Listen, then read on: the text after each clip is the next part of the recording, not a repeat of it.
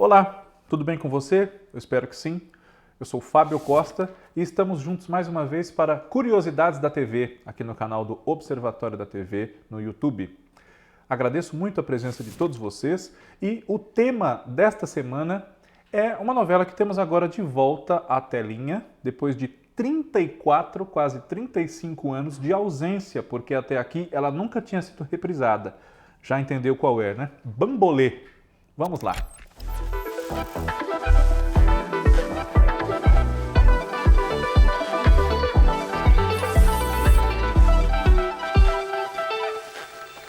Como eu peço sempre, se você não for inscrito ainda, inscreva-se aqui no nosso canal e agradeço sempre a todos que já são, mais de 51 mil inscritos. Comente aqui, sugira temas para todos os nossos vídeos, que todo dia tem um diferente, de segunda a sexta. Compartilhe com aquela pessoa que gosta de novela como eu e como você gostamos. E, claro, curta aqui, dê o seu like, assim mais gente vai vendo, o YouTube distribui e ajuda aqui o nosso canal a chegar a mais noveleiros, tá bom? Agradeço sempre a todos vocês. Eu não me canso de agradecer porque é muito legal ver o canal crescer, os comentários que surgem, relembrando às vezes outras coisas também que o vídeo não comporta, ativa, né, as nossas memórias. Então eu fico muito contente com o crescimento do canal, porque mais memórias dessas de vocês aparecem aqui nos comentários.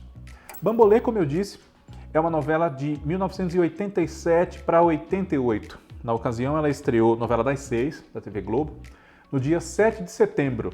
Estreou em pleno feriado, uma coisa que hoje em dia é praticamente impossível, né? Eles têm evitado muito isso. É uma novela de Daniel Mas, um autor já falecido, que escreveu, entre outras coisas, Um Sonho a Mais, uma novela das 7, de 1985, e também foi um dos autores de Avenida Paulista, de 82, uma das primeiras minisséries da TV Globo e da própria TV brasileira. Bambolê, esse título, para uma novela que se passa na década de 50 para 60, vem do fato de que, na época que a novela retratava, esse era um brinquedo popular entre as crianças e os pré-adolescentes, os próprios jovens já mais crescidos, né? O bambolê era muito popular e voltou a ficar, inclusive, na época da novela.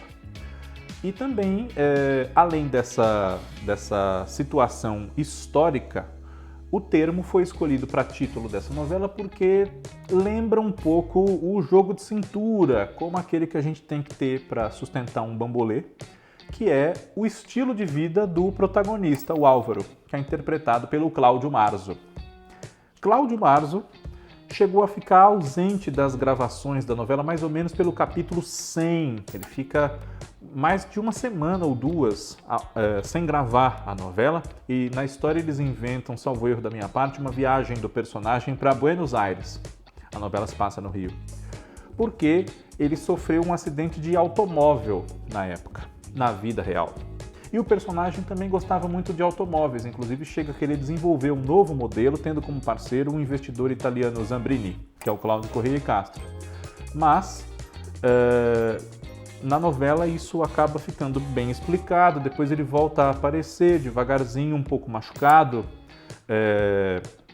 ainda sentindo a recuperação, né? Usando muleta, um pouco de dificuldade para andar, mas logo volta às telas o Álvaro, o Cláudio Marzo, né? Ele se vê impossibilitado de voltar de Buenos Aires, procura a família, procura a Marta, que é o seu par romântico, a Suzana Vieira, para dar notícias dessa sua ausência, que durante uns dias o pessoal fica sem saber como ele está, onde ele está, enfim. Bambolê é baseada, não vou dizer que é uma adaptação, porque vocês já vão entender por quê. Bambolê é baseada num livro de Carolina Nabuco chamado Chama e Cinzas.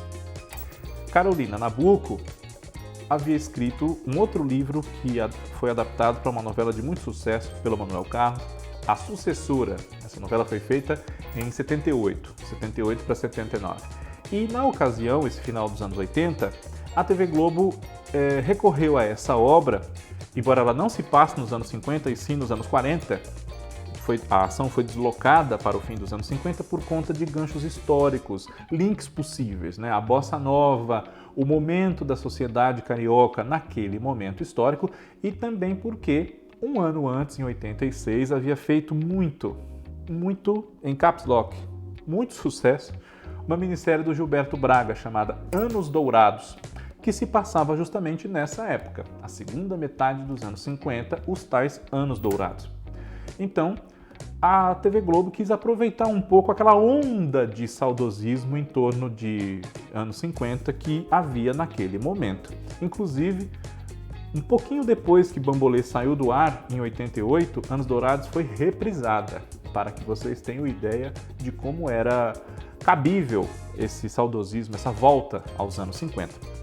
O próprio Gilberto Braga, inclusive autor de Anos Dourados, colaborou com Daniel Mas, tanto ele quanto Silvio de Abreu, na criação da sinopse, dos primeiros capítulos, enfim, para a novela se achar naquela atmosfera de anos 50 como eles e a emissora desejavam. Esse livro, Chama e Cinzas, ele tem muito poucos personagens, muito poucos elementos que foram aproveitados na novela. Por isso que eu disse que não dá para a gente dizer exatamente que seja uma adaptação, embora você adapte uma obra escrita em outra linguagem, no caso a literária, para contar na televisão. É claro que precisa de uma modificação das falas, criar outros personagens, conflitos, enfim, é outra coisa realmente, é contar a história de outro jeito. Daí que a gente use muito esse termo adaptação, porque é isso que acontece. Mas é uma novela baseada, inspirada no Chama e Cinzas. Para que vocês tenham uma ideia, em Chama e Cinzas, o Álvaro não é o protagonista da história, e sim uma das suas filhas, a Ana, que é chamada de Nica. Na novela, ele só tem 3 filhas. A mais velha é a Ana, vivida pela Miriam Rios. Depois tem a filha do meio, a Thaís de Campos, que é a Yolanda. E a mais nova, Carla Marins, é Cristina. No livro, Cristina é a mais velha. Depois vem a Ana, chamada de Nica. A terceira é a Yolanda. E há uma quarta, chamada Geninha, que ainda é novinha, pré-adolescente. Essa filha mais novinha não tem na novela. E, como vocês perceberam, trocam-se os nomes da Yolanda com Cristina e a mais velha é Ana, na novela.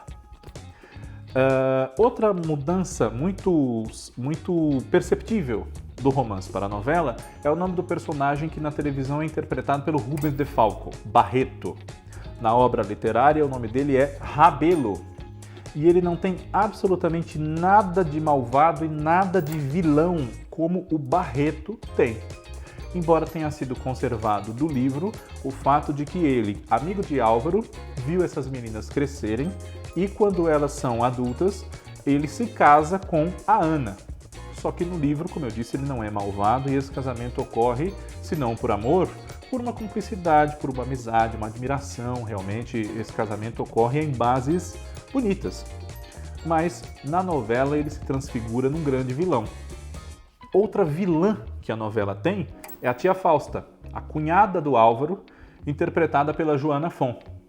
No livro, essa personagem não é uma grande vilã, se chama Tia Chiquinha e morre no meio da história, deixando o seu patrimônio para as 4 sobrinhas. Ela não é a mesma personagem que tem na novela, nem de longe. E Marta, seu companheiro Antenor, que é o Erval Rossano, o filho dela mais velho, o Murilo, que é o Maurício Matar, esses personagens da novela e muitos outros não tem no livro. Recentemente, essa obra foi relançada, então vocês podem achar com facilidade em livrarias se quiserem ler, ou até em bibliotecas públicas, sebos, enfim. Vale a pena, é um romance muito interessante, mas bem diferente da novela, volto a dizer.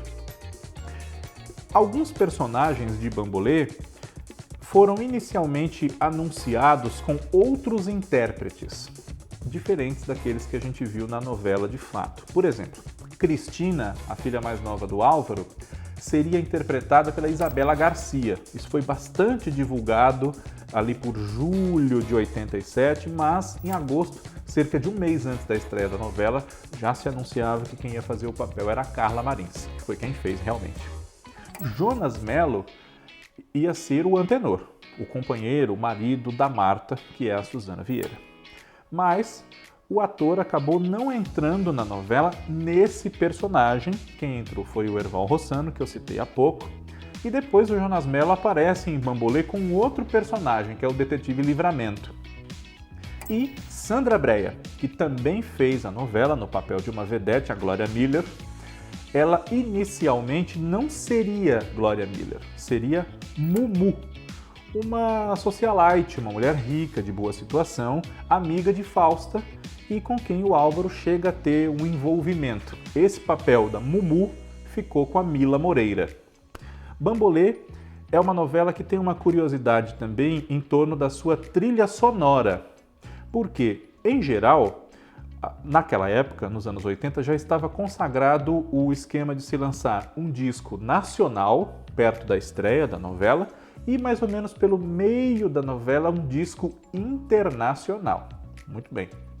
Só que Bambolê, por conta da ambientação histórica, do clima desejado, etc., já tinha que ter certas músicas internacionais desde o princípio da história.